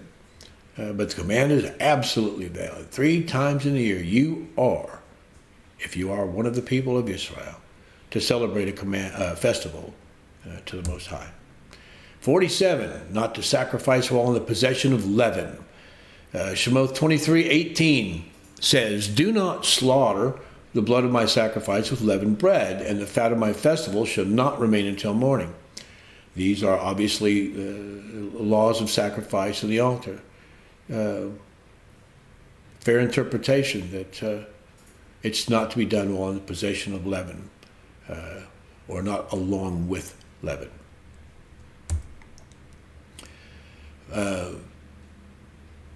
The same command, not to leave the fat overnight. It is obviously a separate command. One is about leaven, the other is about fat. Don't leave it overnight. That is the fat separated for the to go on the altar. Number 49, to set aside the first fruits and bring them to the temple. Shemot 23:19 says, "Bring the first fruits of your land into the house of Yahweh your Elohim, and do not cook a young goat in its mother's milk." You set aside the first fruits. They're taken from the front end of what you receive, not from the back end. The very first fruits of your land, of your increase, you present to Elohim, or at least a portion of them. Number 50, not to eat meat and milk cooked together. Shemot 23:19 says, "Bring the first fruits of your land into the house of Yahweh Elohim, and do not cook a young goat in its mother's milk." I believe this commandment is absolutely true, and it should never be done. We should not cook a young goat in its mother's milk. I do, however, see no problem with cheeseburgers. It's interpretive to say that eating meat and milk cooked together is forbidden. There's a lot of speculation and some scholarly writings that say this cooking a young goat in its mother's milk was either idolatry or a matter of convenience in ancient Israel. It was considered to be cruel. Okay. The fact of the matter is, it says, don't eat a young goat in its mother's milk. It doesn't even say you can't cook it. You can't even. It doesn't say you can't cook it in some other goat's milk. Although I recommend you don't push the wire or push the commands and do that either. Don't cook a young goat in its mother's milk. Right. 51, to set apart the Almighty with prayer daily. I think it's interpretive again, overly specific. The commandment says in Shemot 23:25, "And ye shall serve Yahweh your Elohim, and he shall bless your bread and your water, and I shall remove sickness from your midst." It's a great promise. The commandment is to serve him, not necessarily just pray daily, although I would agree that we should. I don't think the command is saying only that. I think it's saying you shall serve Yahweh your Elohim completely, with all your heart, soul, and mind. It's not specific. And he will bless your bread and your water and remove sickness from your midst. Number 52. Not to let them dwell in our land. From Shemot 23:33. The commandment says, "Let them not dwell in your land, lest they make you sin against me when you serve their mighty ones, when it becomes a snare to you." This commandment is talking about during the conquest of and thereafter in Israel. It's not talking about somewhere else. It's talking about letting idolaters, heathens, and people who follow false deities live under your roof.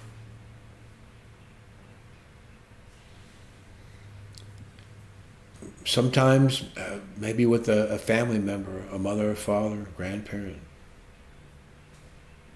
even a child. I mean, your own family.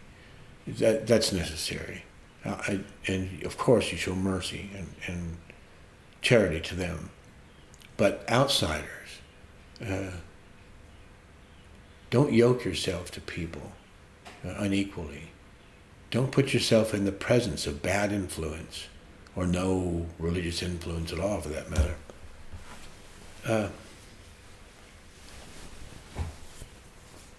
I'll tell you from experience that this is a great commandment. I live in a house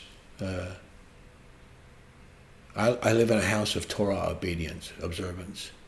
It's not oppressive. It's not a burden. I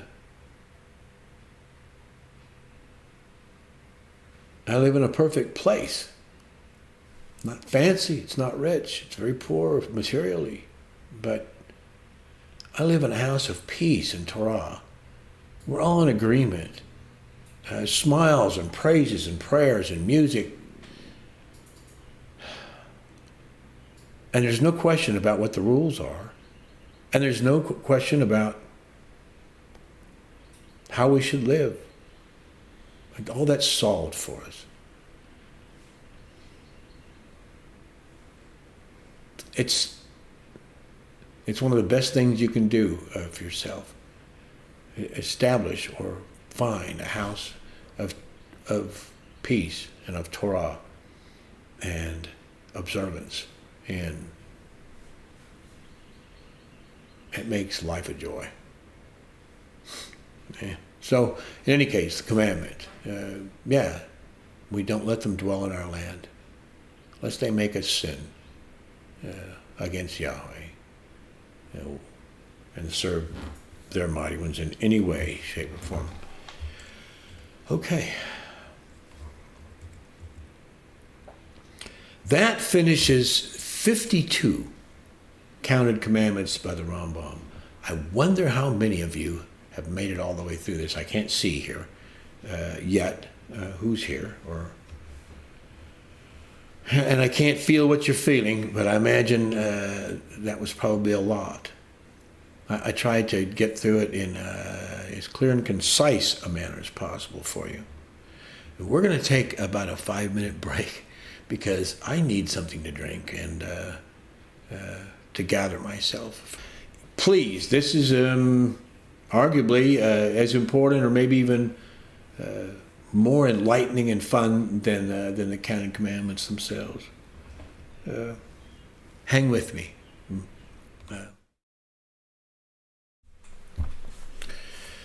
Okay, thank you so much for your patience. This is a long teaching. I hope you've enjoyed it, and I hope you're staying with us. Yeah, not so far to go. All right. The uncounted commandments in Parashat Mishpatym, in order of their appearance, that a Hebrew maidservant given to one's son and then rejected must be accorded the rights of a daughter. This was neglected in the Rambam's count.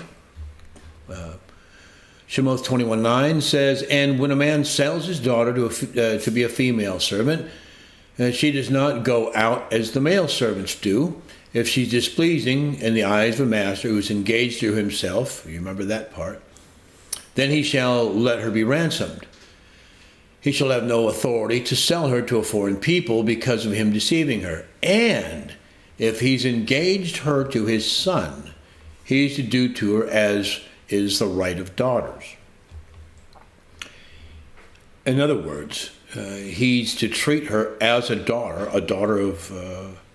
of Israel, not as a foreigner or simply as a heathen servant. That if he's engaged her to his son, not himself. Number 2, that if a man takes another wife and the first is neglected, she may go free.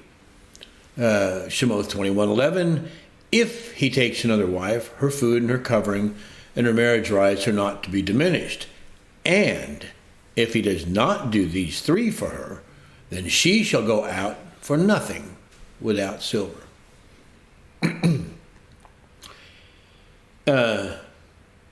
It's another aspect of that same commandment that was neglected by the Rambam, that if a man takes another wife and the first is neglected, she can walk.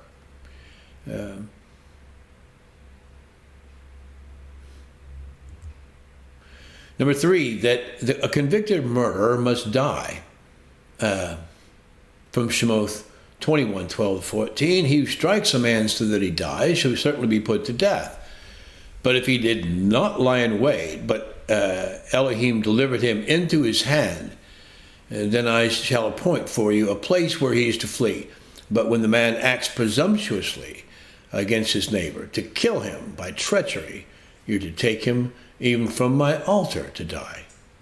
There is no safe place for the murderer. For the manslayer, guilty of manslaughter and who is not convicted, there is a safe place, a city of refuge, of course, and that's in another parasha. But for a convicted murderer, he's to die, even if he clings to the horns of the altar. Number 4, that a convicted kidnapper must die. Shemot 21:16. And he who kidnaps a man and sells him, or if he is found in his hand, shall certainly be put to death. A straightforward command, which was neglected by the Rambam. Now, this and the previous one are also found elsewhere in Torah, and that is the reason why they were not counted among his 613 in this Torah portion. Number 5, that the man who causes the premature birth of an unborn child without other harm done must pay what its father demands through the courts. Shemot 21:22-25 says, and when men strive, and they shall smite a pregnant woman, and her children come out, yet there is no injury, he shall certainly be punished according as the woman's husband lays upon him. And he shall give through the judges. But if there is injury, then you shall give life for life, eye for eye, tooth for tooth, hand for hand, foot for foot, burn for burn, wound for wound, lash for lash. All that to say this. If a man causes the premature birth of an unborn child, and that's all that happens, the child is born prematurely, but there's no injury to either the child or the mother. Now, some others interpret this differently. Some interpret it to mean only to the child, and some interpret to mean only to the woman. I would say it means both. It says no injury. That if there's no other injury, then the man is he's punished accordingly. He's punished according to what the husband lays upon him. The husband is free to make that demand. I would say that most probably that is done through the courts, unless they agree to settle out of court, and the person pay what the father decides.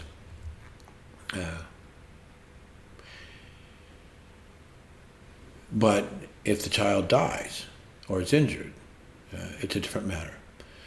Number 6, that a man who causes injury or death to an unborn child must suffer equal punishment as that inflicted. The same command. And it says, but if there is injury, then you give life for life, eye for eye, tooth for tooth, etc. Equal punishment for whatever is inflicted upon the woman or the child is to be inflicted upon he who caused it. If there is injury, the one who did that will suffer. And if it causes the death of either, then that person pays with their life. Number 7, that a person who seriously and permanently injures a servant must let them go free. Shemot 21, verse 26 and 7. And when a man strikes the eye of his male or female servant and destroys it, he's to let him go for free for the sake of his eye. And if he knocks out the tooth of a male or female servant, he's to let him go free for the sake of his tooth.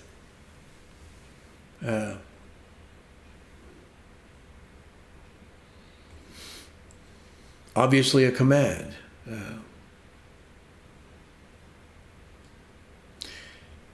It shows that Yahweh gives value to people. He ascribes value to them. And that if you abuse someone in your employ or who is a servant or slave to you, you can't just do that with impunity. Number 8, the one who's convicted of having sexual relations with an animal must die. Shemot 22:19 says, anyone lying with the beast shall certainly be put to death. I don't think that one needs any explanation. Number 9, that anyone who makes a sacrifice to a false deity must be excised from Israel. Shemot 22:20 says, he who slaughters to an Elohim except to Yahweh only is put under the ban.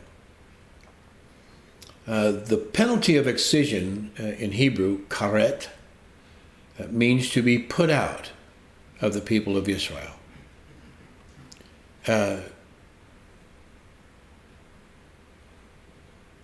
It's just pretty much just as bad as a death sentence.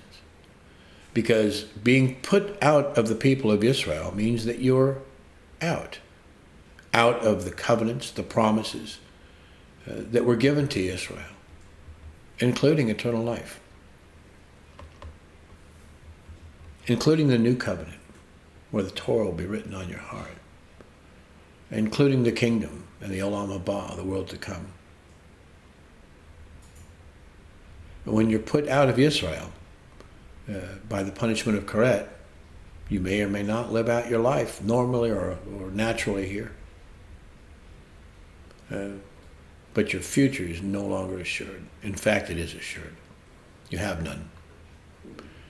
Don't sacrifice to a false deity. Don't mess with foreign deities.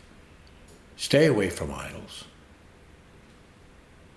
Cleanse yourself and your house of all that, and never bow down to them. Number 10. That anyone who takes the basic necessities of living from someone as collateral must return it before sunset each day. What the basic necessities of living are probably varies somewhat from person to person, but the essentials are always the same. It's sad that people need food, shelter,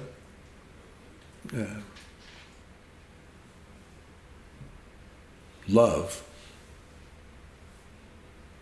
besides the natural requirements, other natural requirements of the body.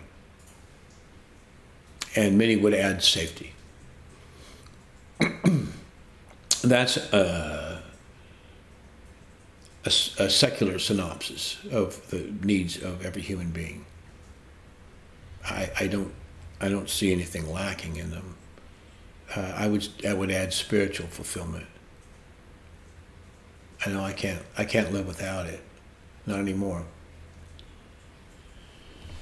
In any case, the commandment says if you take your neighbor's garment as a pledge at all, you're to return it to him before the sun goes down. I would say that that's specific, and that is the essence of the commandment. And if you take somebody's garment as a pledge, you better return it before sundown, because that's what the poor would be sleeping in or under. In a greater sense, anything that person needs to survive, you don't withhold from them. Number 11. That the first fruit offerings may not be delayed, and those of livestock must be given on the 8th day after birth. This was in part included by the Rambam, but not in total. Shemot 22, verses 29 and 30 say, do not delay giving your harvest and your vintage. You remember that.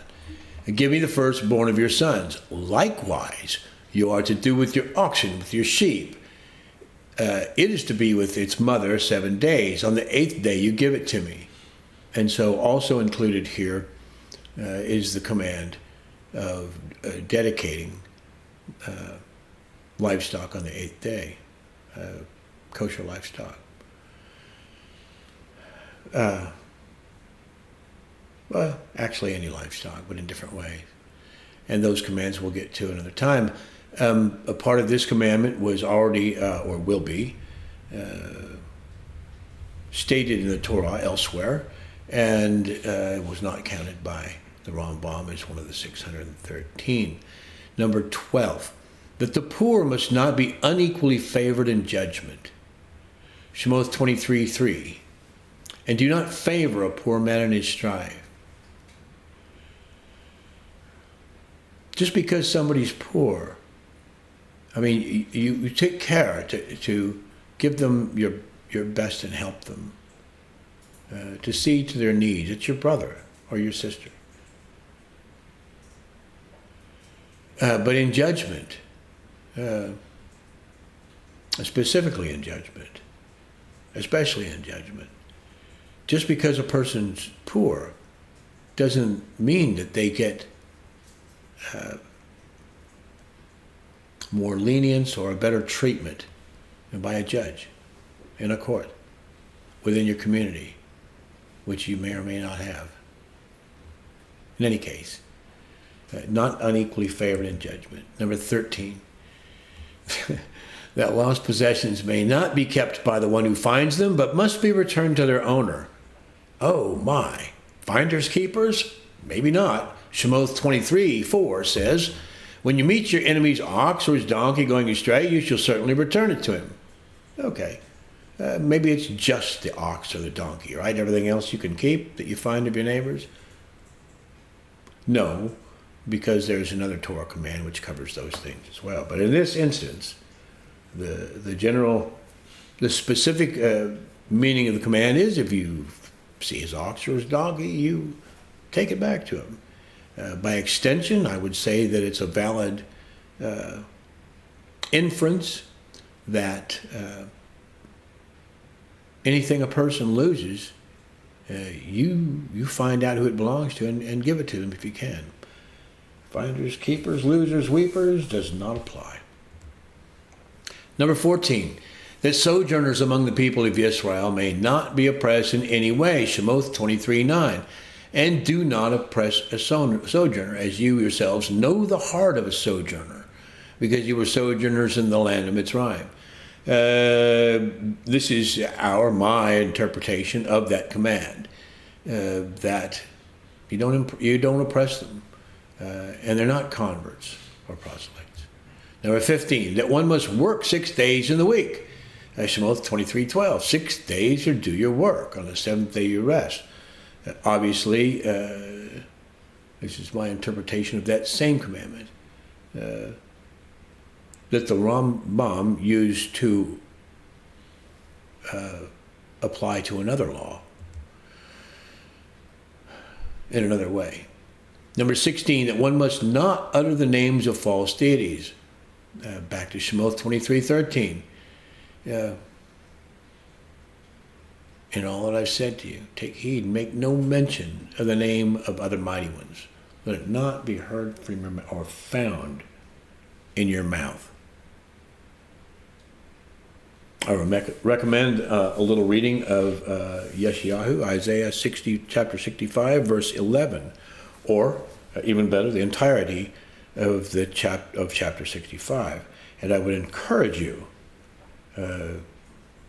to not try and make excuses for it, but just read it as it says. And if possible, look up those words in Hebrew and see what you see.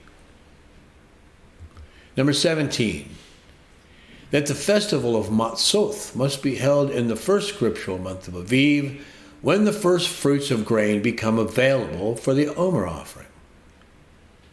Shemot 23:15 says, guard the festival of Matzot.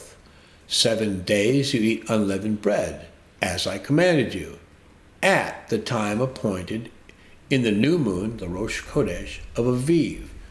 For in it you came out of Mitzrayim. Aviv means green ears.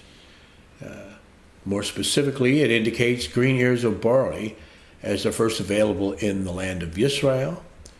And it has to be enough barley to produce the omer of the wave sheaf, which was required during the month of Hakamatzoth, Passover, unleavened bread, the first month of the scriptural year.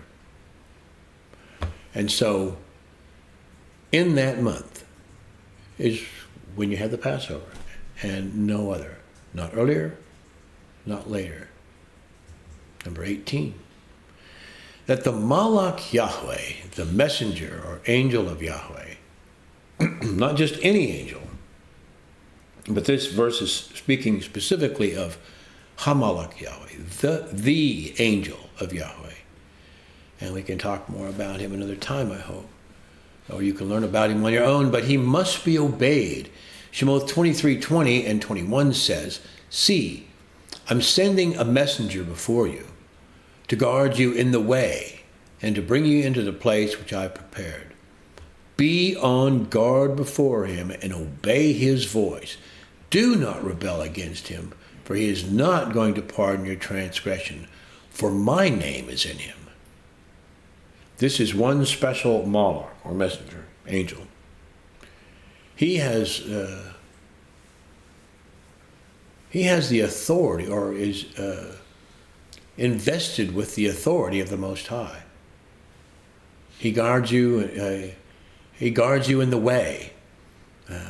He's going to bring you into the place which he's prepared. And the command is to be on guard and obey his voice. Don't rebel against him. For his name is in him.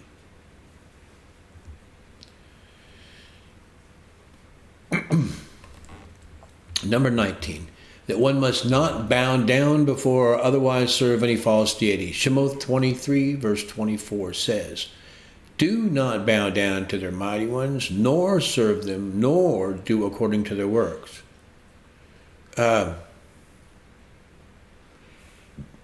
That's pretty well all-inclusive.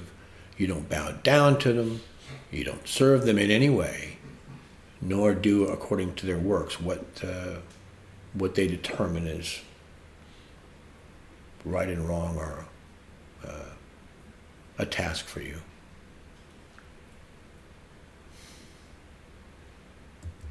Number 20, that one must destroy idols and their altars in the land of Israel. Shemot 23, verse 25, "Do not bow down to their mighty ones or serve them, nor do it according to their works, but without fail overthrow them, and without fail break down their pillars." No, that does not mean that you should go out and find anything you consider to be an idol in the land that you're currently living in and destroy it, unless, of course, you're living in the land of Israel. In that case, I would say, be careful. It's a commandment to destroy these things. I've kept this commandment in specific instances, and I'll tell you, it's liberating.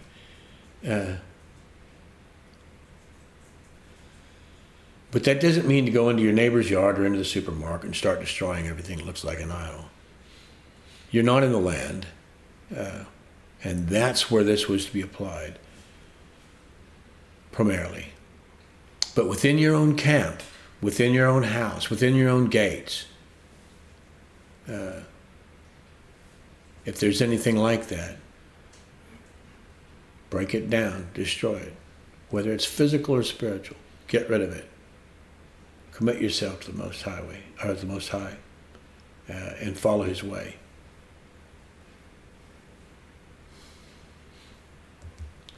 Number 21, that one must not make any covenant with false deities. Shemot 23:32 says, "Do not make a covenant with them, nor with their mighty ones." A covenant is an agreement that one or both parties agree to, and give oath or their word to keep. They're not set aside, according to a writer in the apostolic books. And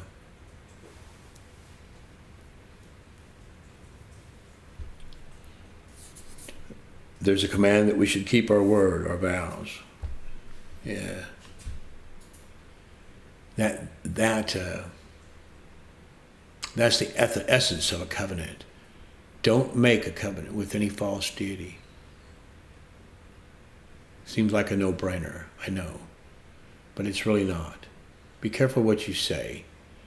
Be careful who you make agreements with and how you make them. And whenever possible, don't make them at all. And never, ever make them with anyone or anything associated with idolatry. Okay. That was 73 commandments.